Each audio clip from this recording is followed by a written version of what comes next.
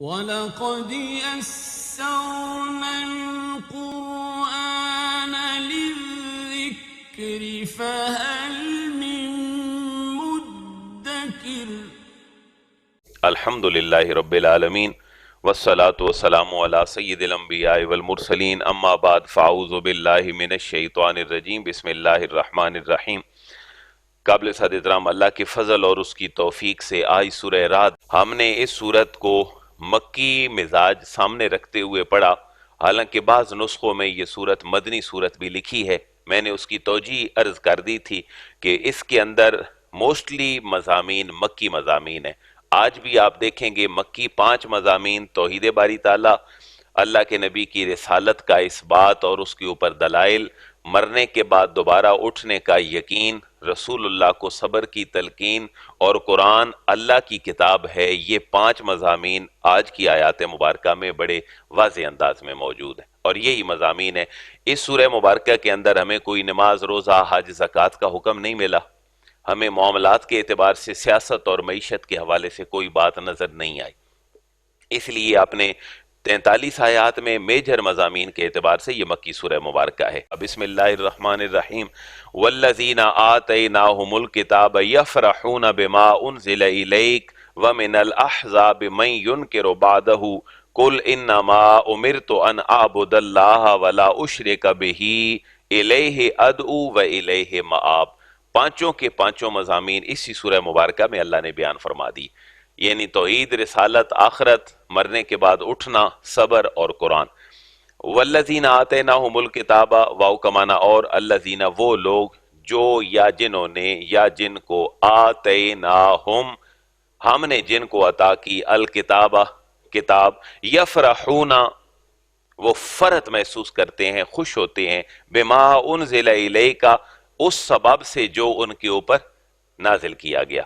وَمِنَ الْأَحْزَابِ لیکن کچھ لوگ ایسے بھی ہیں، کچھ گروہ ایسے بھی ہیں، مَن يُنْكِرُ بَعْدَهُ من جو يُنْكِرُ انکار کرتے ہیں، بَعْدَهُ اس کتاب کے بعض احکامات کا۔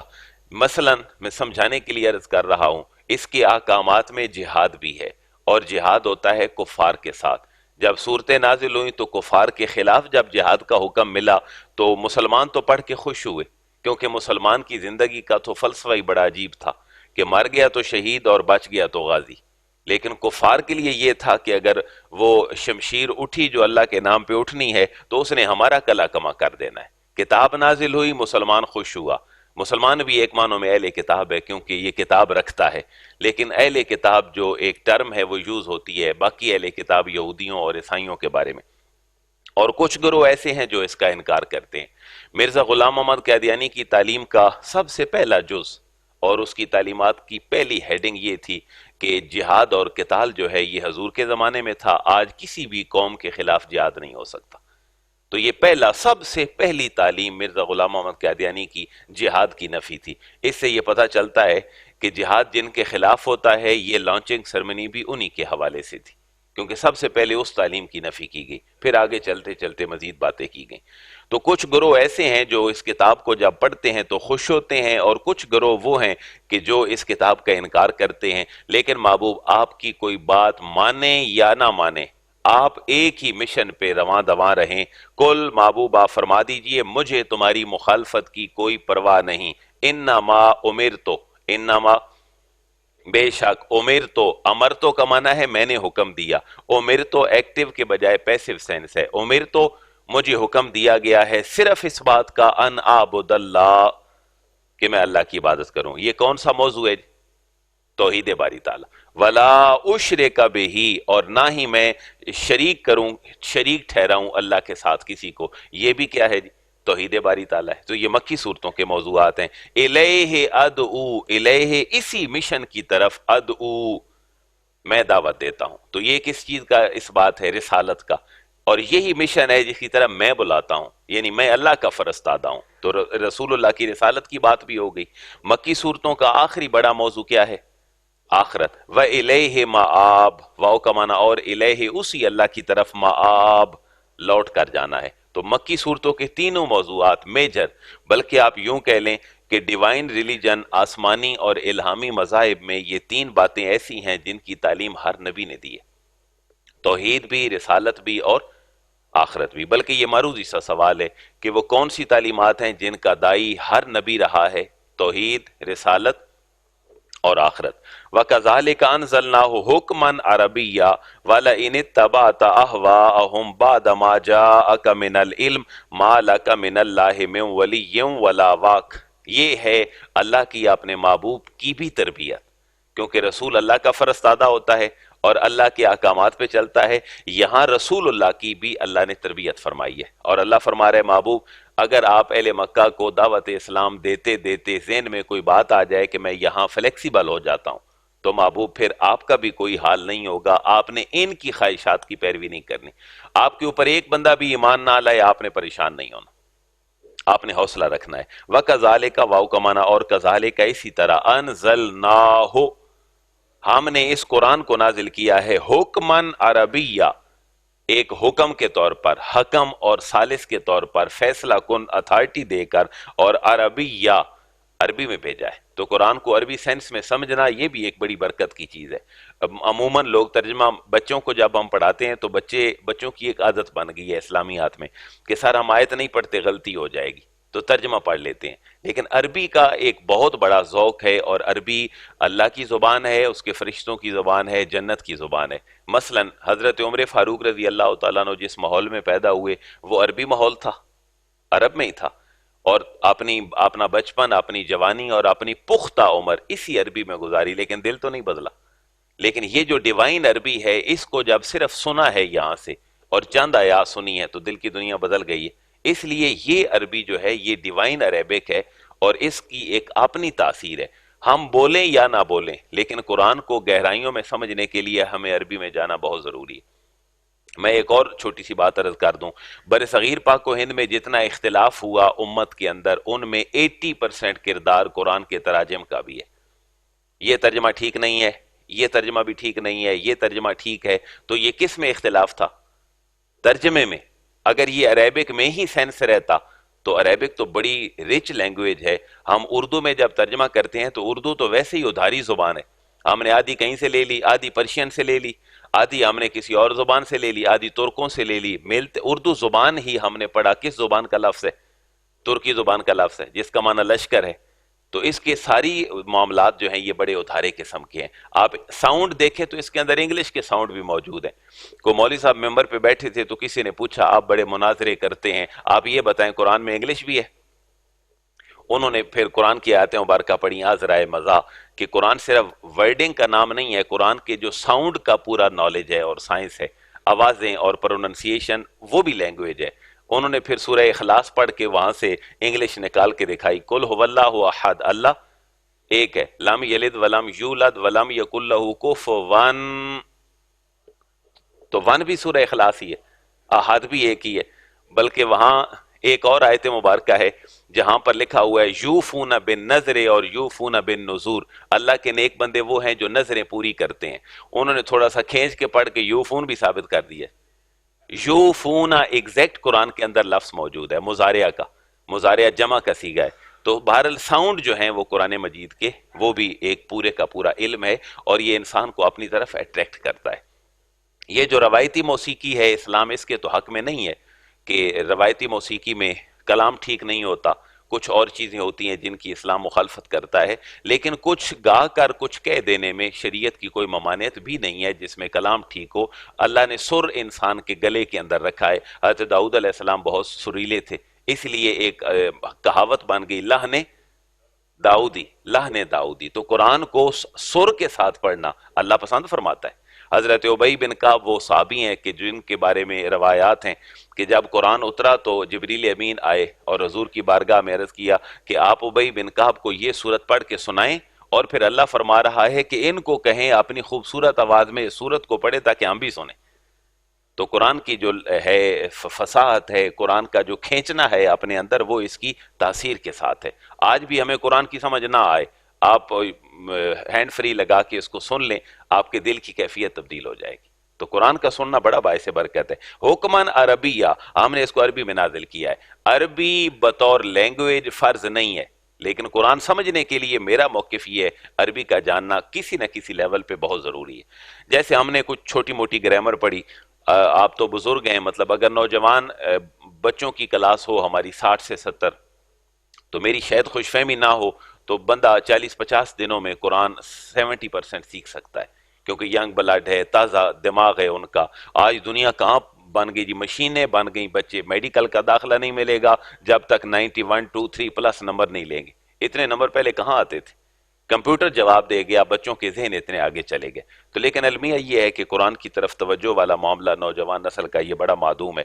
جنہوں نے ادارے بنائے ہیں اللہ ان کو ہدایت دے کہ تھوڑا تھوڑا شروع کر دیں تو شاید نوجوان نسل سمجھ جائے۔ بڑے بڑے کپس ادارہ ہے، پنجاب سکول کالج ہے، یونیورسٹیاں ہیں، لیکن دین پر ریفرنس نہیں ہے۔ اصل مسئلہ یہ وَلَئِنِ اتَّبَعْتَ أَهْوَاءَهُمْ بَعْدَ مَا جَاءَكَ مِنَ الْعِلْمِ مَا لَكَ مِنَ اللَّهِ مِنْ وَلِيٍّ وَلَا وَاقٍ۔ یہ تھوڑا سا سخت جملہ ہے، اللہ اپنے حبیب کو تسلی دے رہا ہے۔ محبوب وَلَئِنِ اتَّبَعْتَ، واو کا معنی اور لئن، اگر اتبعت آپ نے اتباع کی، اہواءہم ان کی خواہشات کی، کہ کہیں فلیکسیبل آپ ہو گئے کہ کوئی بات نہیں محبوب، اگر آپ نے ان کی اتباع کی، ان کی خواہشات کی جو آپ کی تعلیمات کے منکر ہیں، اہل مکہ کفار یا کوئی بھی اہل کتاب، بعد ما جاءک من العلم، اس کے بعد کہ آ چکا آپ کے پاس صحیح علم قرآن کی شکل میں، تو ما لکا نہیں ہوگا آپ کے لیے، من اللہ اللہ کی طرف سے، من ولی کوئی مددگار، ولا واق اور کوئی آپ کو بچانے والا محافظ۔ یہ واق ہم نے کل بھی پڑھا تھا، اسی سے تقوی نکلا ہے۔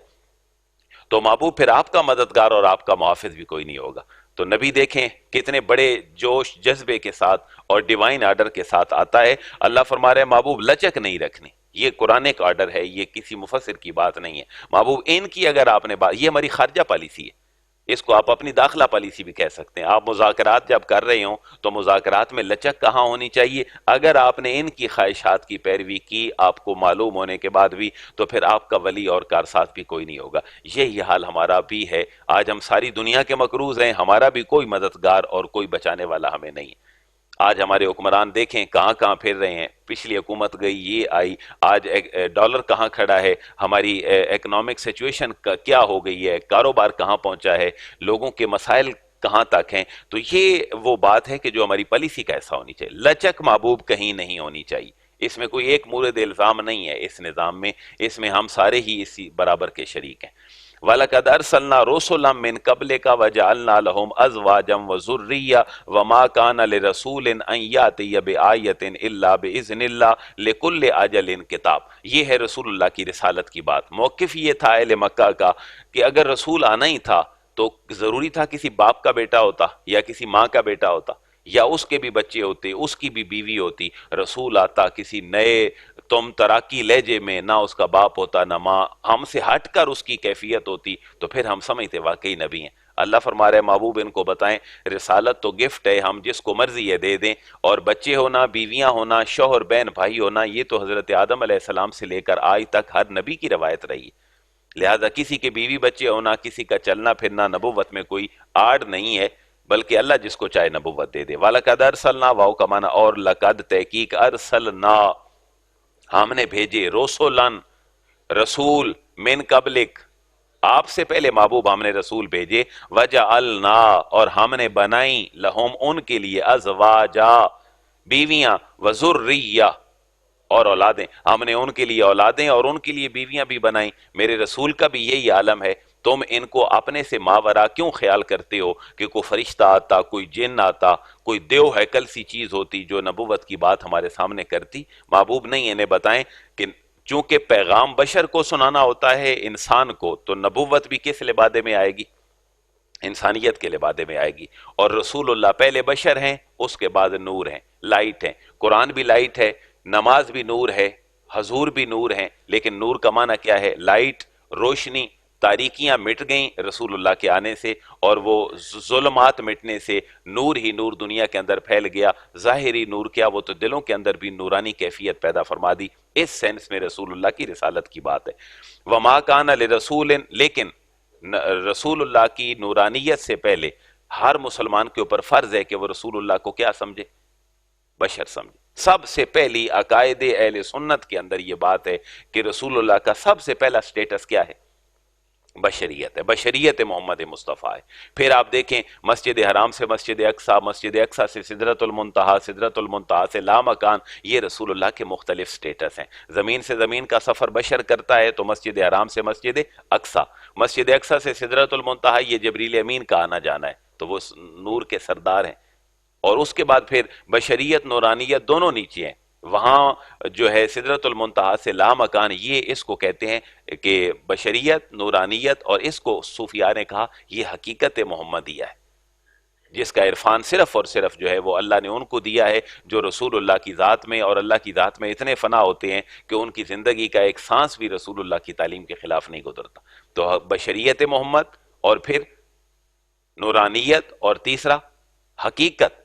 ये जो बशरियत है ये हम तक पैगाम पहुंचाने के लिए, जो ऊपर का मामला है वो उससे ऊपर है, और जो उससे ऊपर, ये तीनों बातें ख्वाजा निज़ामुद्दीन औलिया ने अपनी किताब के अंदर लिखी हैं। तो सूफिया ने हर ज़माने में अपना पैगाम बेहतर तरीके से लोगों तक पहुंचाया। आना बाशरों में से लोग, बिल्कुल हजूर पहले बशर हैं। अहले सुन्नत के अकीदे में चूंकि लोग थोड़ा सा इसको सुनते हुए झिझकते हैं और पता नहीं वो किस कैफियत में, हजूर सबसे पहले बशर है। ये अकायदे अहले सुन्नत में मुत्तफक अलैह बात है।